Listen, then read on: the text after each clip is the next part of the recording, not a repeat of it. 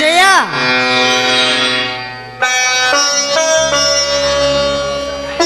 ಯಾಕೆ ಸಾಕು ನೀ ಮುಖವ್ಯಾಕೋ ಎಂದು ಬತ್ತಿ ಬಾಡಿದಂತಾಗಿದೆಯಲ್ಲ, ಯಾಕೆ ಏನಾಯ್ತು?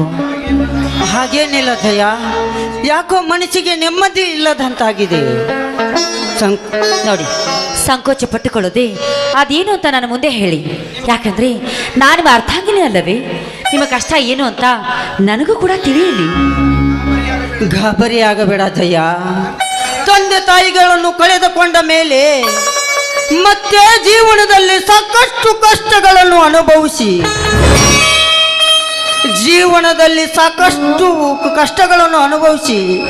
ಮತ್ತೆ ಜೀವನದಲ್ಲಿ ಕಷ್ಟಗಳನ್ನು ಅನುಭವಿಸಿ ಈ ನಿನ್ನ ನುಡಿ ಕೇಳಿ ಸಂತೋಷವಾಯಿತು. ತೀವ್ರಂತ ಪತಿ ನೀವು ನನ್ನ ಜೊತೆ ಇರುವಾಗ ನಿಮ್ಮ ಕೈ ಹಿಡಿದ ನಾನು ನಿಜಕ್ಕೂ ಪುಣ್ಯವಂತೆ ಸ್ವಾಮಿ.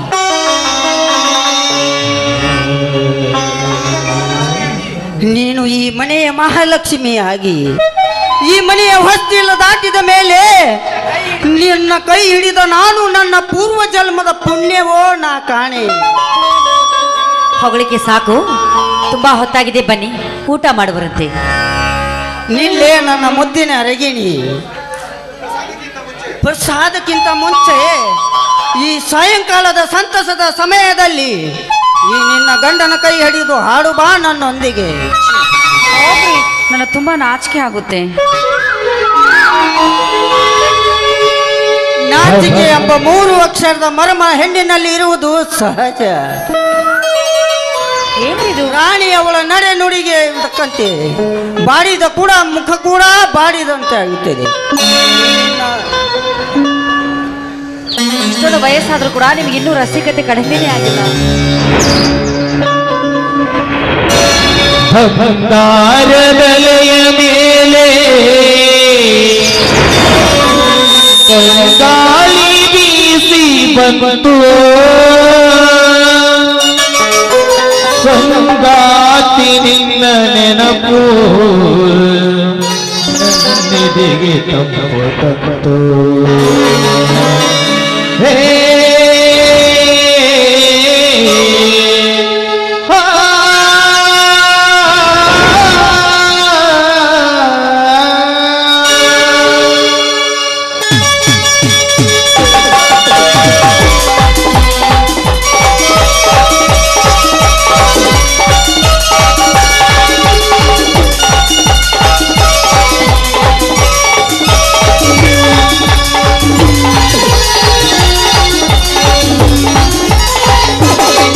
ಬಂಗಾರದಲೆಯ ಮೇಲೆ ಗಾಳಿ ಬೀಸಿ ಬಂತು, ಬಂಗಾರದಲೆಯ ಮೇಲೆ ಗಾಳಿ ಬೀಸಿ ಬಂತು, ಸಂಗಾತಿ ನಿನ್ನ ನೆನಪು ನಂದಿಗೆ ತಂಪು ತಂಪು, ಸಂಗಾತಿ ನಿನ್ನ ನೆನಪು ನಂದಿಗೆ ತಂಪು ತಂಪು.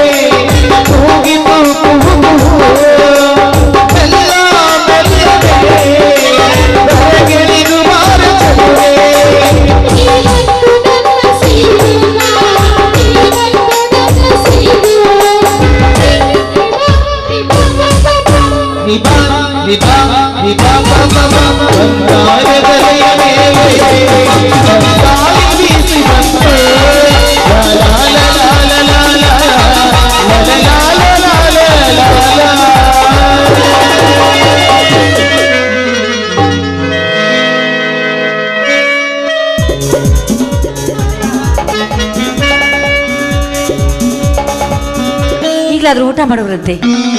ಆಯ್ತು, ನಡೆ ಕಡೆ.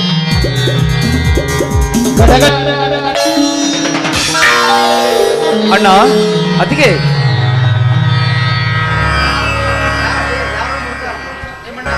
ಯಾರು ಯಾರೋ ನಿಮ್ಮಣ್ಣ ಮೂರ್ಖ. ಯಾಕಣ್ಣ ಯಾರಿಗೆ ಈ ಮಾತು? ನಾನು ನಿನ್ನ ತಮ್ಮ ಕ್ರಾಂತಿವೀರ ಬಂದಿದ್ದೀನಣ್ಣ. ಬಾಯಿ ಮುಚ್ಚೋ ಅವ್ಯಾಕಿ. ಅಣ್ಣ ಎಂಬ ಮಹತ್ವದ ನುಡಿ ತಪ್ಪಿದ ನೀನು ನನ್ನ ತಮ್ಮನಲ್ಲ. ಆಗ್ಲೇ ನಿಮ್ಮ ಮುಖ ನೋಡಿದಾಗ ನನಗೆ ಸಂಶಯ ಬಂದಿತ್ತು. ಆದ್ರೆ ಇವನು ನಿಮ್ಮ ತಮ್ಮನಲ್ಲವೇ? ಯಾಕೆ ಯಾಕೆ ಇವನಿಗೆ ಮಾತು? ಅಲ್ಲ, ಅಣ್ಣನ ಆಜ್ಞೆ ನಡೆಯುವಾತನೇ ನಿಜವಾದ ತಮ್ಮ. ಅಣ್ಣನ ಮಾತು ನಡೆಸದೆ ತಮ್ಮ ತಮ್ಮನಾಗಲು ಸಾಧ್ಯವಿಲ್ಲ. ಅಣ್ಣ, ನಿಮ್ಮ ಮನಸ್ಸಿಗೆ ನೋವಾಗುವಂತ ತಪ್ಪು ಕೆಲಸ ನಾನೇನು ಮಾಡಿದ್ದೀನಣ್ಣ? ಹಾಗೇನಾದ್ರೂ ಒಂದು ವೇಳೆ ನಿಮ್ಮ ಮುಖಕ್ಕೆ ಮಸಿ ಬಳಿಯುವಂತ ತಪ್ಪು ಕೆಲಸ ನಾನು ಮಾಡಿದರೆ ಈ ಕೊಡ್ಲಿ ಅಂತ ನನ್ನನ್ನು ಇಲ್ಲೇ ಕತ್ತರಿಸಿ ಬಿಡೋಣ. ತಗೊಳ್ಳಿ ಕೊಡ್ಲಿಯನ್ನು. ನ್ಯಾಯ, ನೀತಿ, ಧರ್ಮಗಳೇ ನನ್ನ ಉಸಿರು ಅಂದು ನನಗೆ ಮಾತು ಕೊಟ್ಟು ಈಗ ಕಚ್ಚಿಲ ಕಾಮದಾಟ ಮಾಡಲು ವಾಯು ವಿವಾದಕ್ಕೆಂದು ಬಂದ ಗೌಡರ ತಂಗಿ ರಾಧಿಕಾಳನ್ನು ರೇಪ್ ಮಾಡಲು ಕೆಣಕಿದೆಯಂತೆ. ನಾಚಿಕೆ ಆಗುವುದಿಲ್ಲವೇ ಈ ನಿನ್ನ ಹೇಸಿ ಜನ್ಮಕ್ಕೆ? ಅಣ್ಣ, ಇದ್ಯಾವ ಹೀನಾಯದ ನುಡಿದಿ ಬಿಟ್ಟೆ ಅಣ್ಣ ಈ ನಿನ್ನ ತಮ್ಮನಿಗೆ. ಸತ್ಯವೇ ನನ್ನ ಉಸಿರೆಂದು ನಿತ್ಯ ಬಾಳು ಸಾಗಿಸುವ ಈ ಧರ್ಮವೀರನಿಗೆ ಬಲಾತ್ಕಾರ ಎಂಬ ಪಟ್ಟವೇ. ಛೆ! ಅಣ್ಣ, ನೀನಿಲ್ಲದೆ ಬೇರೆ ಯಾವನಾದ್ರೂ ಈ ಜಾಗದಲ್ಲಿ ಇದ್ದಿದ್ರೆ ಅವರನ್ನು ತುಂಡು ತುಂಡಾಗಿ ಕತ್ತರಿಸಿ ಬೀಸಾಕಿ ಬಿಡ್ತಿದ್ದೆ. ಆದರೆ ದೇವರಂತ ನನ್ನ ಅಣ್ಣ ಏನೋ ನುಡಿ ತಪ್ಪಿ ಆಡಿರಬೇಕೆಂದು ಸಹಿಸುತ್ತೇನಣ್ಣ, ಸಹಿಸುತ್ತೇನೆ. ಅಣ್ಣ ಅಂತ ಯಾಕೆ ಬಿಡ್ತೀಯೋ? ಬಾರೋ, ಬಾ, ನನ್ನನ್ನ ಕಡಿದು ಹಾಕು, ಬಾ.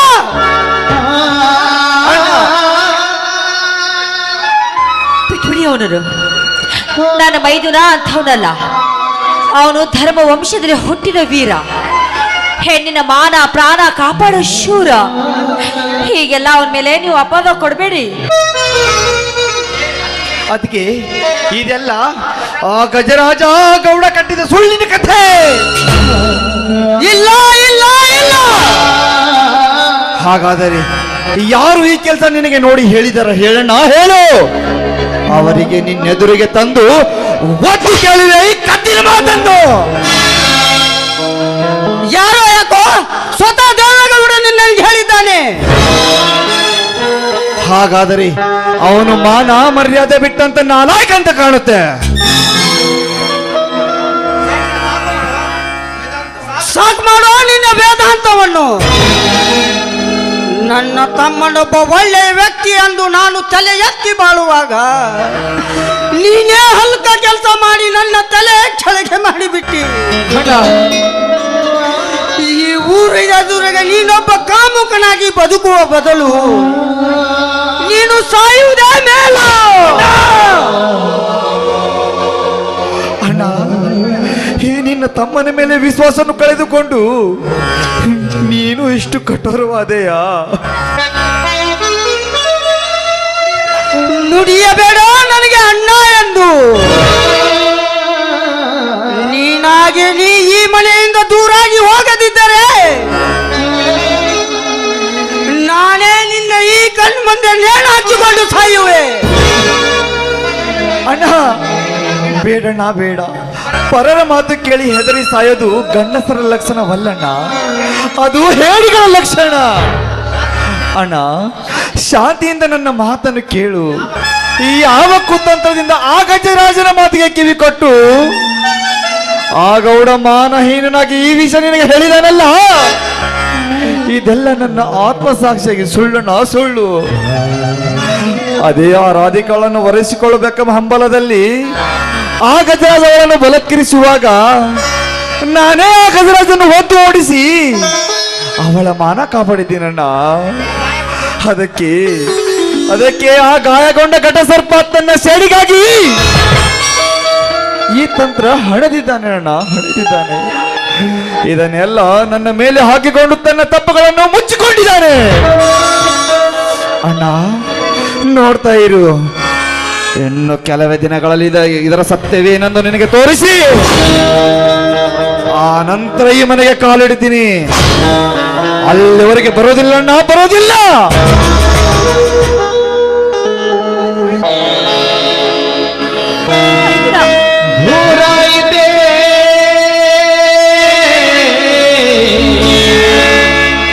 ಅಯ್ಯೋ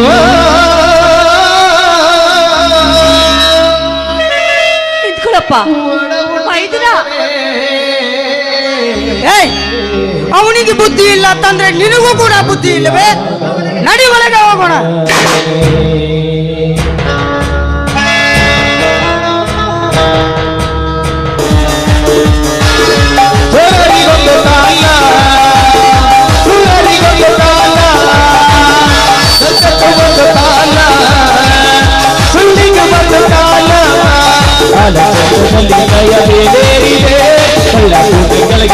ಮಣ್ಣಾಗಿದೆ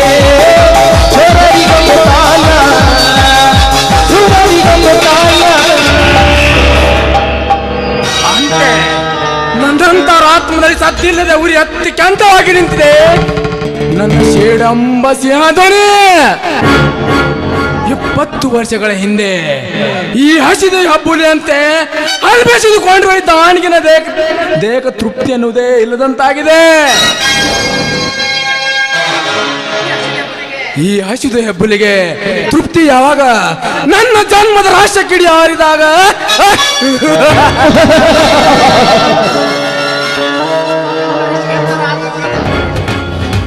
ನನ್ನ ಹೆತ್ತವರ ಆತ್ಮಕ್ಕೆ ಕತ್ತರಿಸಿ ನನ್ನನ್ನು ಅನಾಥನ ಮಾಡಿ ಈ ಕಾಡಿನಲ್ಲಿ ಬೆಳಂತ ಮಾಡಿದ ಬೇಟೆ ಯಾರೆಂದು ತಿಳಿದರೆ ಅವನ ಹಣೆಬರವನ್ನು ಕತ್ತರಿಸಿ ಹಾಕಿ ಅವನನ್ನು ನನ್ನ ಕೊರಳಿಗೆ ಹೂ ಮಾಲೆ ಮಾಡಿಕೊಂಡಾಗಲೇ ನನ್ನ ಆತ್ಮಕ್ಕೆ ಶಾಂತಿ.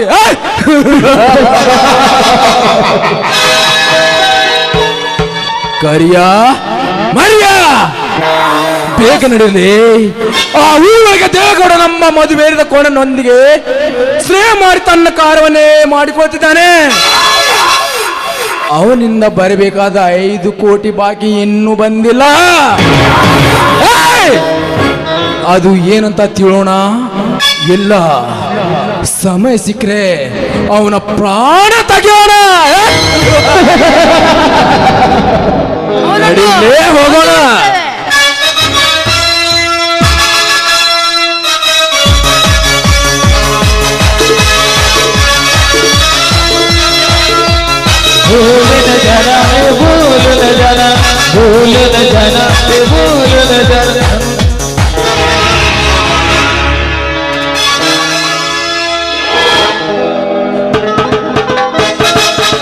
ಕೋಟಿ ಗೊಬ್ಬ ಎಲ್ಲೋ ಕ್ರಾಂತಿವೀರ ಸೇಡಿಗಾಗಿ ದೊಡ್ಡನಾಗುತ್ತಿರುವ ಕ್ರಾಂತಿವೀರ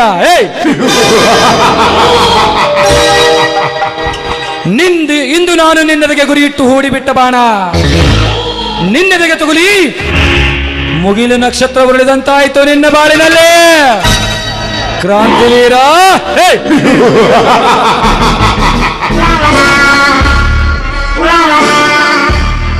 ಈ ಮುಳವಾಡು ಎಂಬ ತಾಂಡದಲ್ಲಿ ಕ್ರಾಂತಿವೀರ ನಾನೇ ಎಂದು ಮೆರೆಯೋ ನೀನು ಇನ್ನೇನು ಸಾಧಿಸಲಾರಿ ನನ್ನ ಕೈಯಲ್ಲೇ.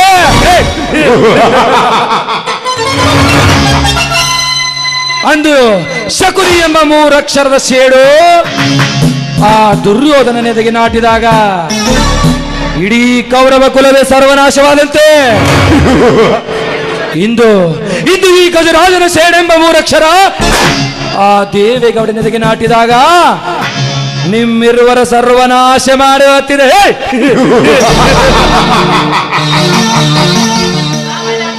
ಆ ನಂತರ ಅಪ್ರತಿಮ ತ್ರಿಲೋಕ ಸುಂದರಿಯಾದ ರಾಧಿಕಾ ನನ್ನ ವಧುವಾಗಿ ಈ ಮಧುಚಂದ್ರನ ಕೈ ಹಿಡಿದ ನಂತರ ಇಡೀ ದೇವೇಗೌಡನ ಆಸ್ತಿ ಅಂತಸ್ತೇ ಈ ಗಜರಾಜನ ಕೈಯಲ್ಲಿ.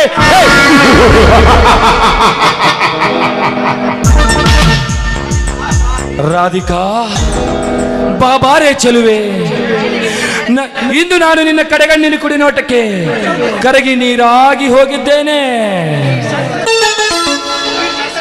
ಈ ಸಂತಸ ಸವಿ ನೆನಪಿನಲ್ಲಿ ನಿನ್ನ ತುಟಿಗೊಮ್ಮೆ ಮುತ್ತಿಕ್ಕಿ ಅದರ ಅಮೃತ ಸವಿಯಬೇಕೆಂದೇ ನಾ ಕಾಡಡುವಿಗೆ ಓಡೋಡಿ ಬಂದಿದ್ದೇನೆ. ಚೆಲುವೆ ಡಾರ್ಲಿಂಗ್ ಬಾಬಾರೆ, ಬಂದೊಮ್ಮೆ ನನ್ನ ತುಟಿಗೊಮ್ಮೆ ಮುತ್ತಿಕ್ಕಿ ಮುತ್ತಿನ ಸುರಿಮಳೆಗೈದು ನಿನ್ನ ಸೌಂದರ್ಯ ಎಂಬ ಆಗಸದಿಂದ ನನ್ನನ್ನು ಮುಚ್ಚಿಕೊಳ್ಳು. ಬಾ ಚೆಲುವೆ ಬಾ.